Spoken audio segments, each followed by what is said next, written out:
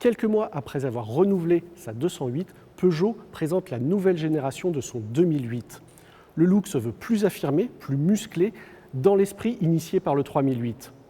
Dans l'opération, le SUV prend 14 cm en longueur pour atteindre 4,30 m, soit près de 8 cm de plus qu'un Volkswagen T-Roc.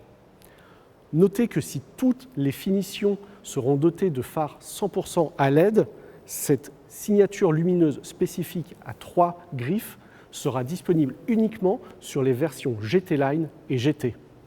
À bord de ce nouveau 2008, on retrouve exactement la même présentation, la même planche de bord que dans la récente 208, avec ce grand écran tactile pouvant aller jusqu'à 10 pouces, souligné par ces commandes façon touche de piano. Et en dessous, à la base de la console, on retrouve un rangement qui peut faire office en option de recharge par induction pour le téléphone portable. Ce 2008 peut également recevoir des compteurs 100% numériques à effet 3D dès le deuxième niveau de finition, la finition Allure. Par ailleurs, l'assise est réglable en hauteur sur une très grande amplitude, ce qui permettra au plus grand nombre de pouvoir lire aisément les compteurs par-dessus le petit volant. À l'arrière, Peugeot ne propose pas de banquette coulissante car la modularité n'est pas son créneau. En revanche, l'habitabilité est tout simplement royale pour la catégorie grâce à l'empattement qui gagne 4 cm.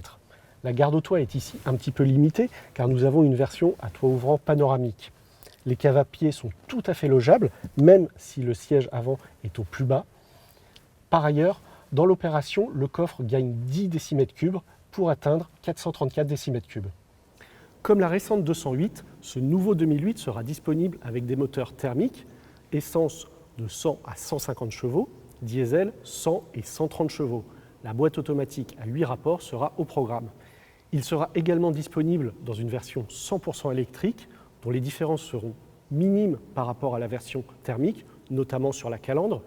Il disposera d'un moteur de 100 kW et d'une batterie de 50 kWh, permettant, selon Peugeot, une autonomie de 310 km. À noter que le grip control ainsi que la gestion de la vitesse en descente seront disponibles aussi bien sur les moteurs thermiques que sur le moteur électrique.